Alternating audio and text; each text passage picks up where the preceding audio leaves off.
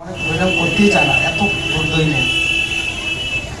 আর অনেকে হরিনাম করে আনন্দ করছে, নামে দিচ্ছে হরে কৃষ্ণ সাধনা তপস্যা করছে, বিজ্ঞাপন করছে সংসারকে, জগৎকে, জীবকে, ভগবানকে। আমরা হরে কৃষ্ণ জপ করছি কেন? হে রাধে, হে কৃষ্ণ, হে জগন্নাথ, হে বলদেব, কৃপা করে তোমরা আমাকে তোমাদের প্রেমময় সেবায় যুক্ত করো।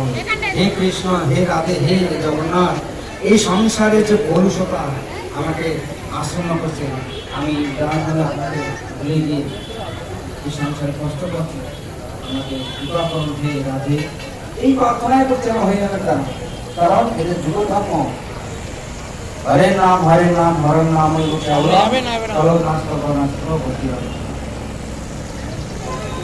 তো এইভাবে আমরা সেবা জ্ঞান আমার আসতে হবে। এবং সেবা কারা করে? সেবকরাই করবে।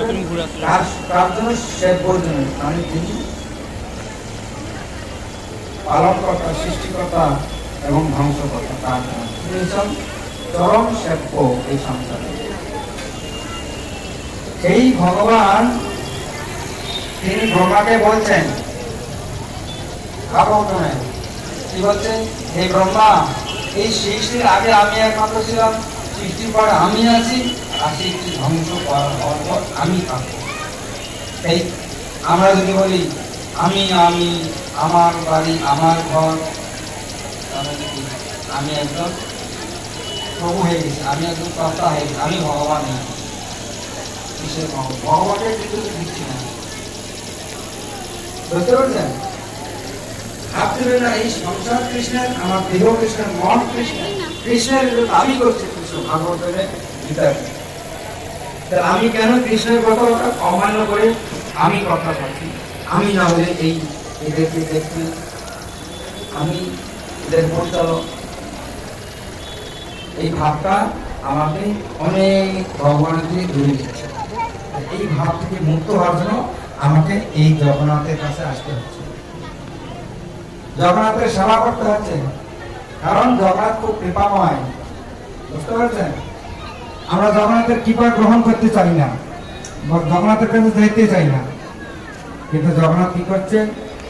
জগৎকে কৃপা করার জন্য মূল সিংহাসন থেকে বেরিয়ে এসে সকলকে কৃপা দান করছেন, যেন সবাই আমার সেবা করো, সেবা করে তারা এই সংসার থেকে, দুঃখ থেকে, কষ্ট থেকে মুক্তি লাভ করে। এটাই তো আমাদের মানব জীবনের মূল উদ্দেশ্য।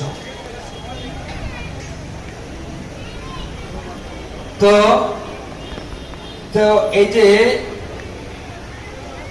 যে জগন্নাথের আপনার কাহিনী, লীলা কাহিনী শুনছেন কয়েকদিন ধরে। তো জগন্নাথের সন্তুষ্টি বিধান এবং আপনাদের সন্তুষ্টি বিধান করছেন।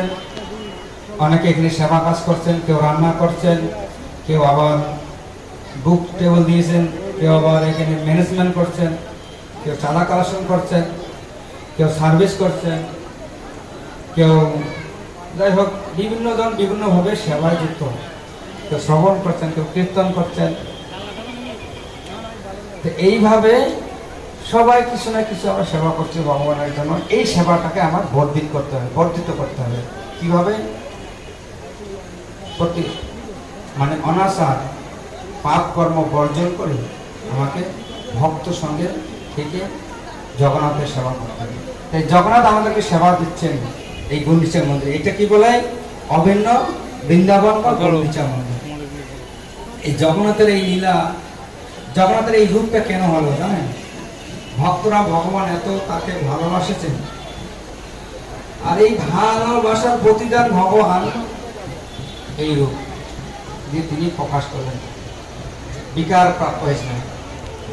তো একবার যেমন ভগবান এই সংসারে অবতরণ করলেন, নররূপ ধারণ করে তিনি করছেন, শিশু রূপ ধারণ করছেন, মা যশোদার গৃহে লীলাবিলাস করছেন, অনেক অসুর বধ করছেন, পুতনা, অগাসুর, বগাসুর, বড় বড় অসুর, বড় বড় যোদ্ধা দেখে শিশু অবস্থায়।